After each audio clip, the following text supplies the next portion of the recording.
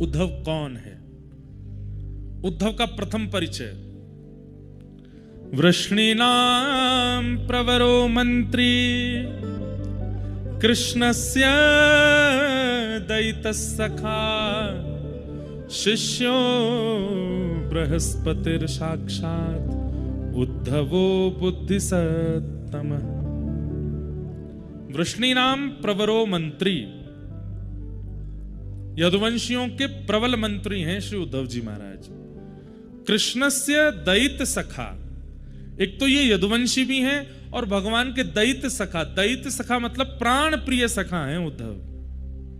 शिष्यो बृहस्पतिर साक्षात, बृहस्पति के शिष्य हैं। साक्षात विद्या, चलती फिरती विद्या, बृहस्पति उनके ये शिष्य हैं। उद्धवो बुद्धि सत्तम, बुद्धि में इतने प्रवीण हैं कि भगवान द्वारिका लीला में, जैसे एक चीज सुनिएगा, आप सब लोग हमारी कथा सुनने आते हैं, हम कथा सुना के जब जाएंगे तो अपनी माता जी को फोन करते हैं, उनसे पूछते कथा सुनी?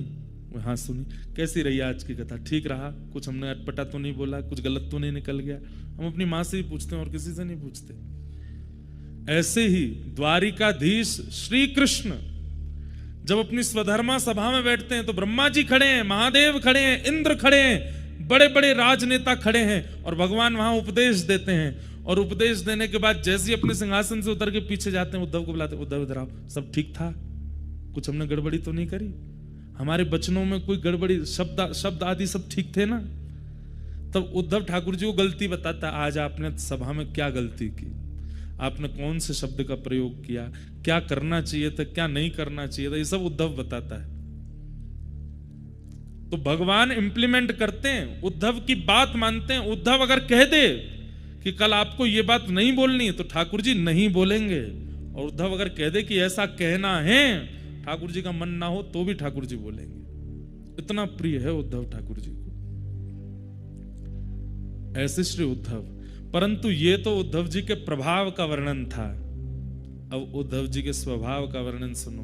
उद्धव जी कौन है? महाभागवत। कौन है? महाभागवत। महाभागवत मतलब, एक तो होते हैं भागवत और एक होते हैं महाभागवत। बहुत साधारण सी परिभाषा बताऊं, भागवत कौन? भक्तों को ही भागवत कहा जाता है। और महाभागवत मतलब महाभक्त। तो भक्त में और महाभक्त में अंतर क्या है? बोले जो भक्त ठाकुर जी का स्मरण करते हैं वो भक्त हैं, और जिनका स्मरण ठाकुर जी करते हैं वो महाभक्त है, महाभागवत। उद्धव जी कौन है?